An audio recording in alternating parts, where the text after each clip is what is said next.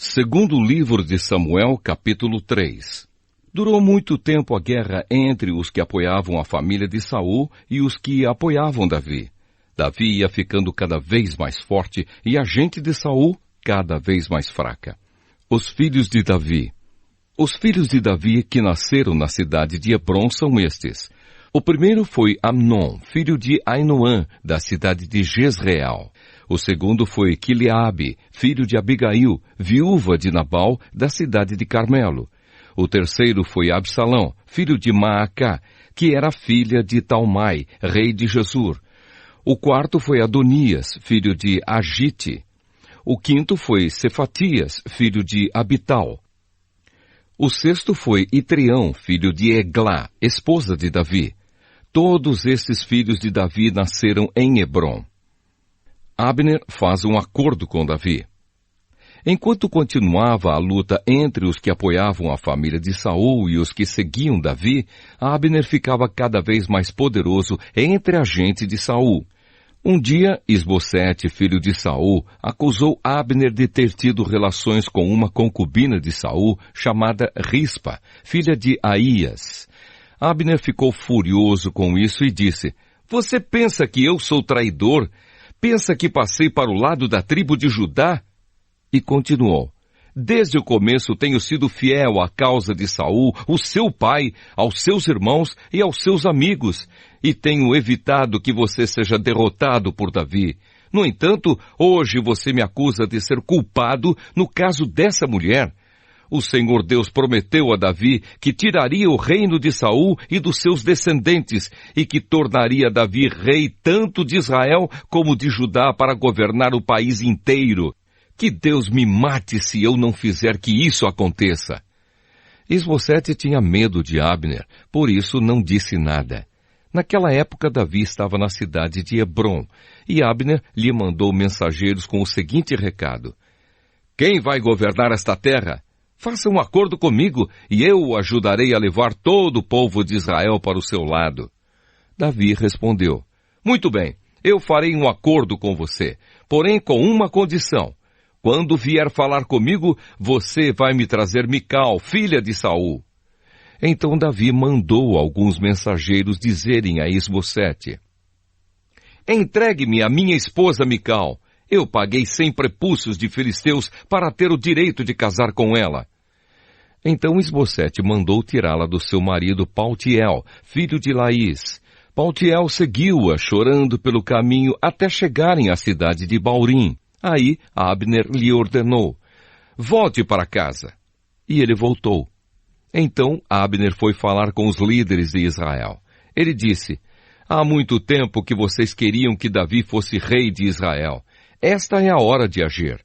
Lembrem que o Senhor disse: eu usarei o meu servo Davi para salvar Israel, o meu povo, tanto dos filisteus como de todos os outros inimigos." Abner falou também com o povo da tribo de Benjamim e depois foi a Hebrom para contar a Davi o que o povo de Benjamim e o povo de Israel tinham resolvido. Abner, com 20 homens, foi a Hebrom para se encontrar com Davi, e este lhe ofereceu uma festa. Abner disse a Davi: "Eu irei agora e conquistarei todo o povo de Israel para o Senhor, e eles o aceitarão como rei. Aí o Senhor terá o que deseja e governará o país inteiro." Então Davi deixou Abner ir embora em paz. Abner é assassinado. Pouco tempo depois, Joabe e os outros oficiais de Davi voltaram de um ataque rápido, trazendo muitas coisas que haviam tomado dos inimigos. Mas Abner não estava mais em Hebrom com Davi, porque este já o havia deixado ir embora em paz. Quando Joabe chegou com os seus soldados, contaram-lhe que Abner havia ido falar com o rei Davi e que este o havia deixado ir embora em paz. Então Joabe foi falar com o rei. Ele disse: "O que foi que o Senhor fez? Abner veio aqui e o Senhor deixou que ele fosse embora sem mais nem menos. Ele veio para enganá-lo, para ficar conhecendo todos os lugares aonde o Senhor vai e tudo o que faz. E o Senhor sabe disso." Logo que saiu de perto de Davi, Joabe mandou mensageiros atrás de Abner. Eles o alcançaram no poço de Sira e o trouxeram de volta. Mas Davi não ficou sabendo disso. Quando Abner chegou a Hebrom, Joabe o levou para o lado do portão, como se quisesse falar com ele em particular, e enfiou um punhal na barriga dele.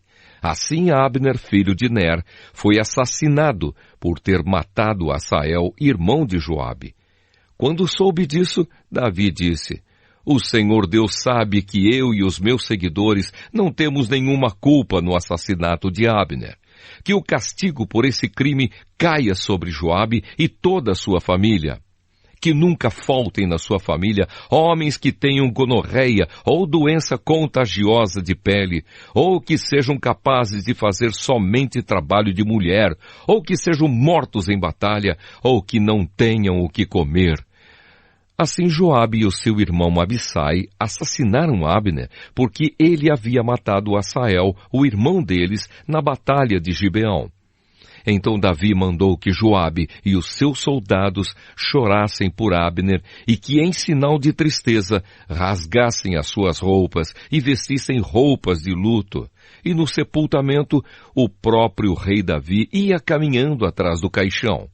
Abner foi sepultado em Hebrom e o rei chorou alto perto do seu túmulo, e todo o povo fez o mesmo. E Davi fez esta lamentação para Abner: "Por que teria Abner de morrer como se fosse um louco? As suas mãos não estavam amarradas, nem estavam atados os seus pés. Ele morreu como alguém que é morto por criminosos." Então o povo chorou novamente por Abner. O povo tentou convencer Davi a comer alguma coisa antes que o dia terminasse, mas ele fez este juramento: "Que Deus me mate se eu comer alguma coisa antes que o dia acabe." O povo ouviu isso e gostou. De fato, o povo gostava de tudo o que o rei fazia. Assim, todos os seguidores do rei Davi e todo o povo de Israel entenderam que ele não tinha tomado parte no assassinato de Abner. E ele disse aos seus oficiais: "Fiquem sabendo que hoje morreu um grande líder de Israel. Embora eu seja o rei escolhido por Deus, hoje me sinto fraco. Os filhos de Zeruia são homens violentos demais para mim. Que o Senhor castigue esses criminosos como eles merecem."